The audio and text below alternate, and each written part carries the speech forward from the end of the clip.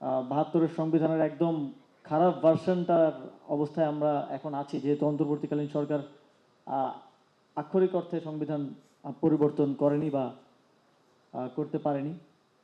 এবং আমাদের এই গণঅভ্যুত্থানের যে এজেন্সি বা পরবর্তী সিদ্ধান্ত গ্রহণের যে এজেন্সি, সেটা আরও অন্যান্য পাওয়ার স্ট্রাকচারের হাতে দিয়ে দেওয়া হলো। এবং সেখানে এক প্রকার অ্যাগ্রি করে আসা হলো। আমি জানি কয়েকটা রাজনৈতিক দল বিরোধিতাও করেছে। তারা সেখানে বলেছে যে ছাত্র নেতৃত্বের সাথে বসা প্রয়োজন, গণঅভ্যুত্থানের নেতৃত্বের সাথে বসা প্রয়োজন। তারপরেও সেখানে এক ধরনের মতানৈক্য থাকা সত্ত্বেও সেখানে এক ধরনের এজেন্সি দিয়ে আসা হলো একটা অন্তর্বর্তীকালীন সরকার গঠনের, এবং সেটার ঘোষণাও আসলো। যদিও সম্ভাবনা ছিল সামরিক শাসনের, এবং আমাদের তখনকার বক্তব্যে আপনারা দেখেছেন যে আমরা কোনোভাবেই বাংলাদেশে গণতান্ত্রিক যেই ধারাবাহিকতা সেটাকে সে সময় ভঙ্গ করতে চাইনি, কারণ এর আগের সামরিক শাসনের অভিজ্ঞতা আমাদের জাতির রয়েছে, এবং সবচেয়ে বেশি রয়েছে পাকিস্তান আমলের সামরিক শাসনের অভিজ্ঞতা, এবং সবচেয়ে রিসেন্ট রয়েছে ১/১১ অভিজ্ঞতা। সরাসরি সেই ১/১১ মতো কর্তৃত্ব প্রতিষ্ঠা করতে না পারলেও নানাভাবে চাপ প্রয়োগ করে এবং বিভিন্ন রাজনৈতিক অরাজনৈতিক শক্তির সাথে এক ধরনের বোঝাপড়ার মাধ্যমে এই সরকারকে একটা অথরিটেরিয়ান বা ওই ধরনের কর্তৃত্ব দেওয়ার সরকার হিসেবে গড়ে উঠতে বাধা দেওয়া হয়েছে। এবং এবং অনেক ক্ষেত্রে তারা সফল হয়েছেন। গণঅভ্যুত্থানের শক্তিদের মধ্যে বিভাজন এর একটা বড় কারণ হিসেবে আমি এটাকে মার্ক করতে চাই।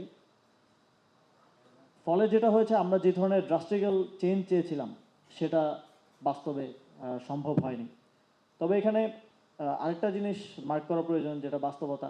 এই গণ অভ্যুত্থান কোনো রাজনৈতিক শক্তি কিংবা এমন কোনো শক্তি যার কাছে খুব স্পষ্টভাবে লিখিত কিংবা ডকুমেন্টেড আছে যে এই গণ অভ্যুত্থানের পরে কী হবে, এমন কোনো শক্তির হাত ধরে কিন্তু হয় নাই। ৫ আগস্ট পর্যন্ত তো আমরা স্পষ্টভাবে বলতে পারি নাই যে এই জায়গায় এই পরিবর্তনগুলো আমরা চাই। তখন বাস্তবতাও এরকম ছিল, এবং তখন এত দ্রুত ঘটনাগুলো ঘটে গিয়েছিল যে এই প্রস্তুতি নেওয়ার সময়টা এবং এই বোঝাপড়াটা এই গুটি কত ছাত্রের ছিল না। এই বাস্তবতাটাও আমাদেরকে স্বীকার করতে হবে। আমরা গুম অবস্থায় ছিলাম, আমরা যোগাযোগ করতে পারছিলাম না, ইভেন আমাদের সহযোদ্ধাদের সাথেও যোগাযোগ করতে পারছিলাম না, ফোন বন্ধ করে রাখতে হচ্ছিল। এবং সেই বাস্তবতার কারণেই আমরা ৫ই আগস্টে একটা ঘোষণাপত্র দিতে পারিনি। আমাদের তখন একটা 5 পয়েন্ট রূপরেখা দিতে হয়েছিল যে একটা অন্তর্বর্তীকালীন জাতীয় সরকার আমরা গঠন করতে চাই, গণহত্যার বিচার করতে চাই, রাজবন্দীদের মুক্তি দিতে চাই, আপনাদের যদি মনে থাকে। সেখানে কিন্তু আমাদের একটা ঘোষণাপত্র দেওয়ার কথা ছিল একটা সফল গণঅভ্যুত্থানের পরে, কিন্তু সেটা প্রস্তুত করা সম্ভব হয়ে ওঠেনি সে সময়কার বাস্তবতায়। সেটা একটা আফসোস হিসাবে আমার আছে, এবং আমার সহযোদ্ধা যারা ছিলেন তাদের প্রত্যেকেরই আছে। তবে সুসংবাদ হচ্ছে আগামী 5ই আগস্ট, আজ থেকে 3 দিন পর আমরা সেই ঘোষণাপত্র ঘোষণা করার মতো একটা জায়গায় পৌঁছাতে পেরেছি। এবং সেই ঘোষণাপত্রকে সাংবিধানিক স্বীকৃতি দেওয়ার একটা ঐকমত্যে প্রধান রাজনৈতিক দলগুলোর সাথে আমরা আসতে পেরেছি। এটা একটা সুসংবাদ। আমাদের ঐকমত্য কমিশন, 11টা সংস্কার কমিশন, ঐকমত্য কমিশনের রাজনৈতিক দলগুলোর সাথে আলোচনার মাধ্যমে একটা প্রক্রিয়ার মধ্য দিয়ে বাস্তবায়নের সিদ্ধান্ত সরকার নিয়েছে, এবং সেটাও মোটামুটি চূড়ান্ত পর্যায়ের দিকে আছে। এখন পদ্ধতিগত কিছু বিষয় নিয়ে মতানৈক্য আছে, সেগুলোর মতৈক্যে যদি রাজনৈতিক দলগুলো পৌঁছতে পারে তাহলে আশা করি 8ই আগস্টের মধ্যে জুলাই সনদ, যেটা আমরা বলছি জুলাই চার্টার, সেটার বিষয়ে একটা চূড়ান্ত ঘোষণা, চূড়ান্ত একটা বোঝাপড়ায় আসা সম্ভব হবে।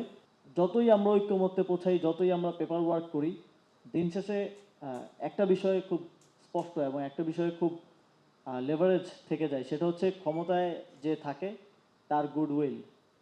তার যদি গুডউইল না থাকে, সে যে কোনোভাবে আমাদের দেশে না, এবং পৃথিবীর থার্ড ওয়ার্ল্ড কান্ট্রিগুলোর মধ্যে গঠনতন্ত্র হয়েছে, সংবিধান হয়েছে, কিন্তু তারপরে ক্ষমতায় যারা যায় তাদের গুডউইলের কারণে সেটা কন্টিনিউয়েশন কিন্তু সেভাবে সম্ভব হয়নি। যেটা সারোয়ার তুষার ভাই তিনি আরও বিস্তারিত বর্ণনা করেছেন যে আমাদের জনগণের ম্যান্ডেট নিয়ে যেই সরকার গঠিত হয়েছে, তারা এসে জনবিরোধী কাজ করতে তাদের কিন্তু হাত কাঁপেনি।